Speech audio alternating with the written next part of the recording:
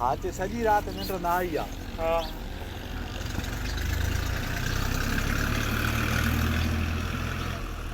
वो भाग दान की शौकत जमानो अतर मुंडे नथा पीअण चाहें हाँ न कूड़े था वञनि पोइ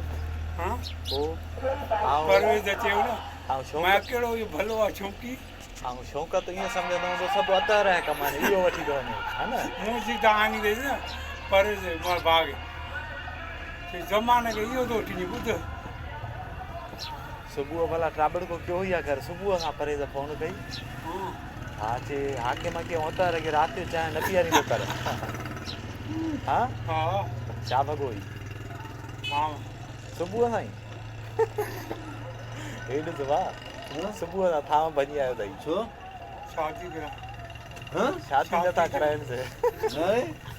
नथा वञी आवां बसि वरी उहो बसि? 100 कढी ॾेसि थो वरी चुप थो थी वञे हाणे कंहिंखे धक हिकिड़ो बसो नहीं हा कोई चुप सी बसि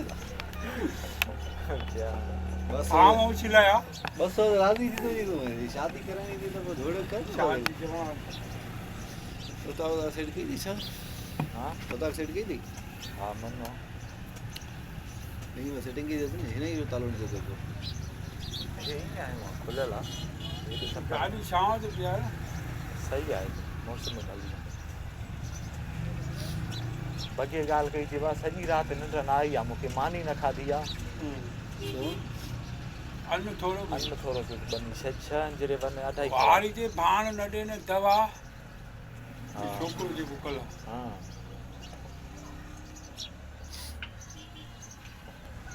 हाणे छा थी तुंहिंजे मना कराई न शादी न कल्ह वियासीं न गुरुदास तोखे गाड़ी भरी सामान मूंखे न तूं खणी इनखे तूं खणी हाँ। चांहि तूं पीआए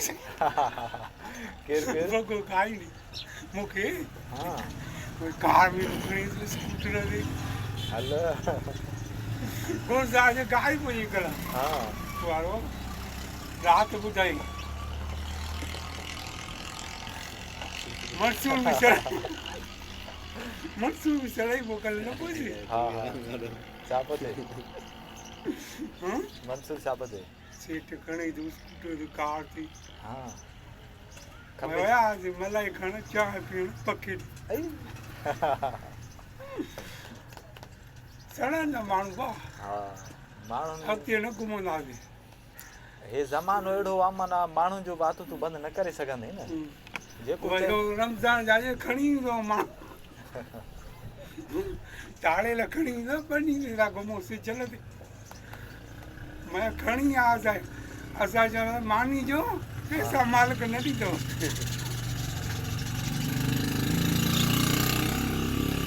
मानी भी बंदा कराइनि ॾाढे लाइ हा हिनार भाउ फोन कई आहे सुबुह अब अता रखे हा खणी थो जाए न न ईअं मां हा रखंदो आहियां खणी थो ॾेखारे हाँ ॾेखारे वधू ईअं कया छा इहो छो ईअं रखंदो आहियां मां फोन हाँ